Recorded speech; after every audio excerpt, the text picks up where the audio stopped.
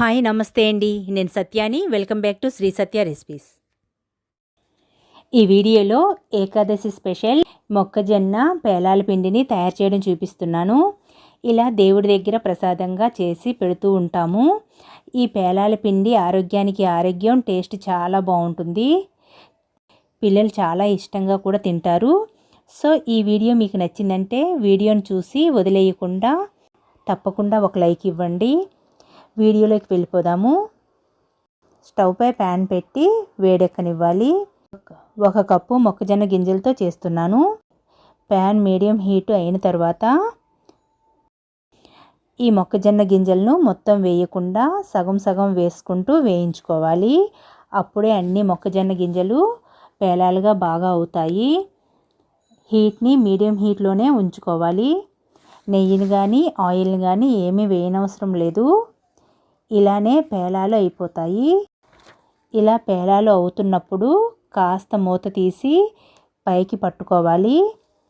అలాగే పేలాలు బయట పడకుండా ఉంటాయి, మాడిపోకుండా ఉంటాయి. మధ్య మధ్యలో ఒకసారి కదుపుతూ ఉండాలి. ఇలా పేలాలన్నీ అయిన తర్వాత వీటిని తీసి ఒక గిన్నెలో వేసుకోవాలి. మళ్ళీ మిగిలిన మొక్కజొన్న గింజల్ని కూడా వేసి సేమ్ అలానే వేయించుకోవాలి. హీట్ని హై ఫ్లేమ్లో పెట్టకూడదు, అలాగే లో ఫ్లేమ్లో పెట్టకూడదు. ఇలా మొత్తం పేలాలైన తర్వాత వీటిని కూడా గిన్నెలో వేసేసి పూర్తిగా చల్లారనివ్వాలి. స్టవ్ పై ప్యాన్లో 1 టేబుల్ స్పూన్ నెయ్యిని వేసి 2 టేబుల్ స్పూన్ జీడిపప్పు, 2 టేబుల్ స్పూన్ బాదం, 2 టేబుల్ స్పూన్ ఎండు కొబ్బరి ముక్కలను కూడా వేసి దోరగా వేయించుకోవాలి. ఇవి కంపల్సరీ కాదు, కానీ ఇవి వేయటం వలన టేస్ట్ బాగుంటుంది. పిల్లలు కూడా ఇష్టంగా తింటారు. ఇలా వేగిన తర్వాత వీటిని తీసేసి ఈ నెయ్యిని పక్కన ఉంచి జీడిపప్పు, బాదం ఇవి చల్లారిన తర్వాత మిక్సీ జార్లో వేసి బ్లెండ్ చేసుకోవాలి. ఇందులోనే 3 యాలకులను కూడా వేసి బ్లెండ్ చేసుకోవాలి. ఇలా బ్లెండ్ చేసి ఇందులోనే పేలాలను కూడా వేసి బ్లెండ్ చేసుకోవాలి. బాగా మెత్తగా కాకుండా కాస్త బరకగా బ్లెండ్ చేసుకోవాలి. తినేటప్పుడు నోట్లో చుట్టుకోకుండా ఉంటుంది.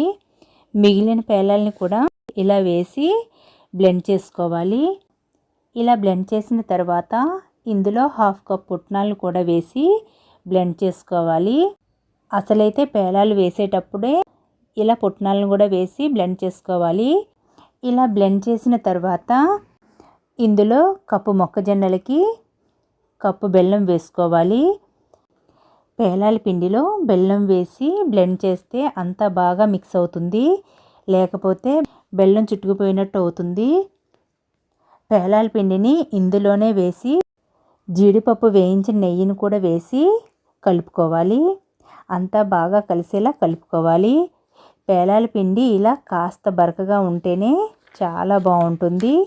ఇంతేనండి, తొలి ఏకాదశి రోజున దేవుడి దగ్గర ఇలా పేలాల పిండి ప్రసాదాన్ని చేసి పెట్టేయచ్చు. దీని టేస్ట్ అయితే చాలా బాగుంటుంది. పిల్లలు కూడా చాలా ఇష్టంగా తింటారు. సో ఇలా ఏకాదశి రోజున పేలాల పిండిని ట్రై చేసి చూడండి. ఈ వీడియో మీకు నచ్చిందంటే లైక్ చేయండి, మీ ఫ్రెండ్స్కి బంధువులకి షేర్ చేయండి. మన ఛానల్ని కొత్తగా చూస్తున్న వారైతే సబ్స్క్రైబ్ చేసుకోండి. Thank you.